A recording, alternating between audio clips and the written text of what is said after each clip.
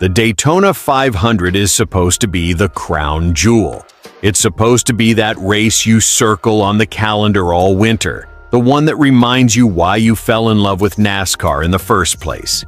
But what we got this time, it wasn't just dramatic, it wasn't just wild. It felt like something bigger shifted right in front of us.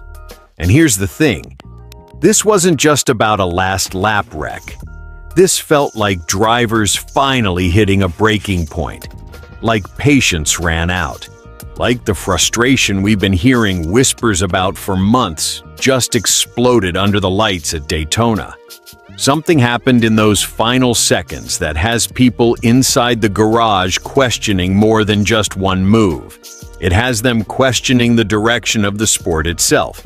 And if you care about where NASCAR is heading, you need to hear this. Before we dive in, do me a quick favor. Hit that like button. Subscribe to NASCAR Nation Report. We're a new channel, we're chasing our first 1,000 subscribers, and if you're the kind of fan who lives and breathes this sport every single week, this is your home. Now let's talk about what really went down. The chaos started on the final lap, and I'm telling you, this wasn't just another big one. This was a moment that exposed everything drivers have been quietly frustrated about. Coming to the white flag, it was Carson Hocevar leading. He had control.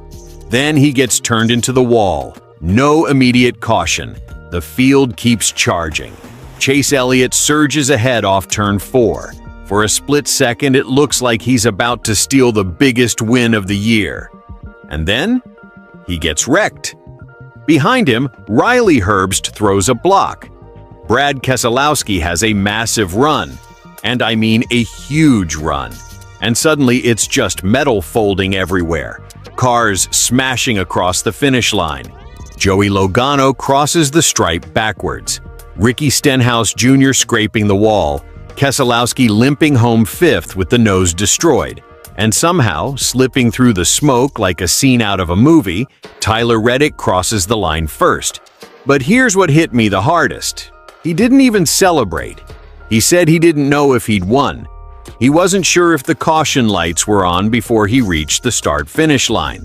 Imagine winning the biggest race of your life and being afraid to smile because you think it might get taken away. That says everything about how chaotic and uncertain that finish felt.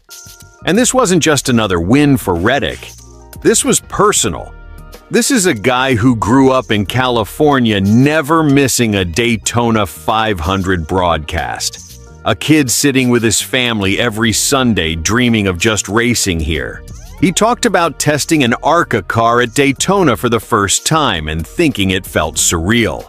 Now fast forward, he's a Cup driver racing for Michael Jordan, with expectations to win every single year. He admitted last season was tough.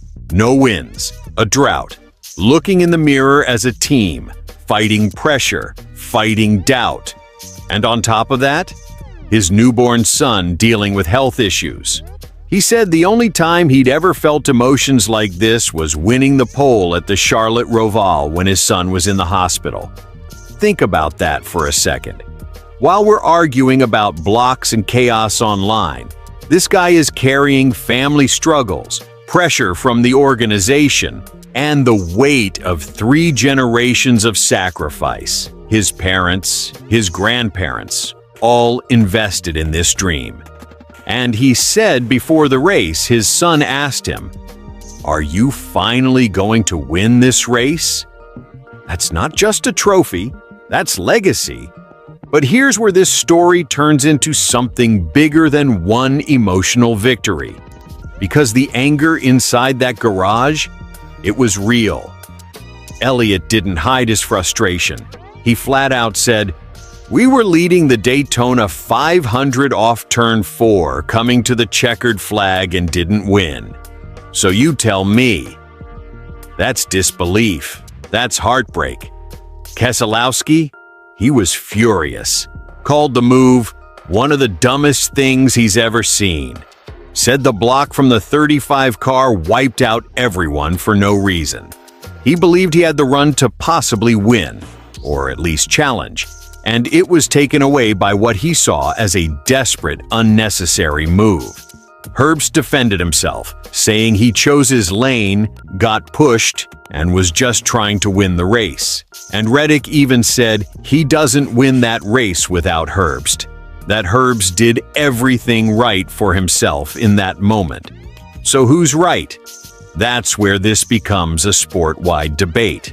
Because all race long, drivers weren't racing flat out. They were managing fuel, lifting, riding half throttle, sitting in tight, glued-together packs. And that's where the next-gen car enters the conversation. The current package has made superspeedway racing almost too equal. Equal drag, equal horsepower, equal speed. The cars are so planted that drivers barely have to lift in the corners.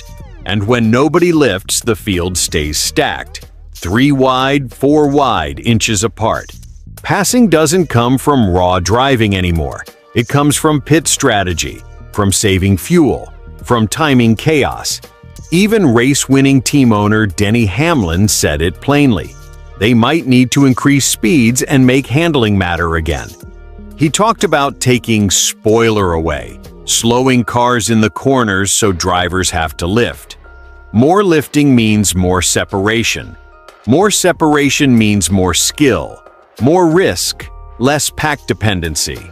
He even floated the idea of bringing the Clash back to Daytona and letting drivers experiment with a package that eliminates fuel saving completely. Just hang on and drive. That's a huge statement.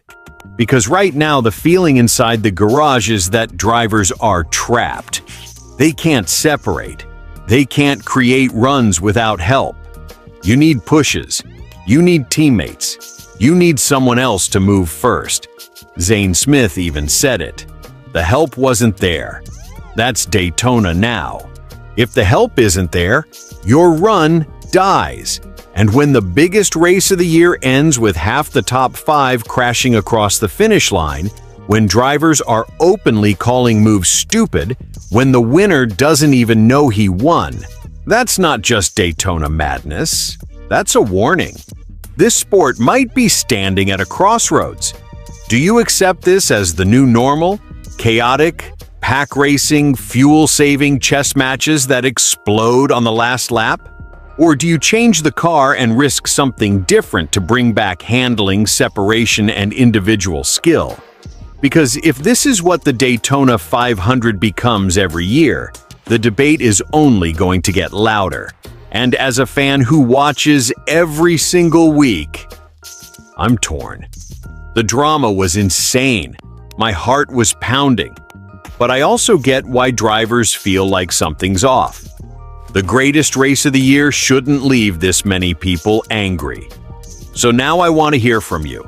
Was that just classic Daytona chaos? Or is the next-gen package slowly turning the biggest race in NASCAR into a ticking time bomb? Drop your thoughts in the comments. Let's talk about it. And if you enjoyed this kind of honest, fan-to-fan breakdown, hit like, subscribe to NASCAR Nation Report.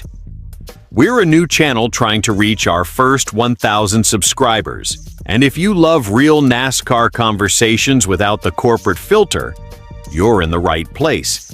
Because if this race was any sign of what's coming this season, buckle up. The storm might just be getting started.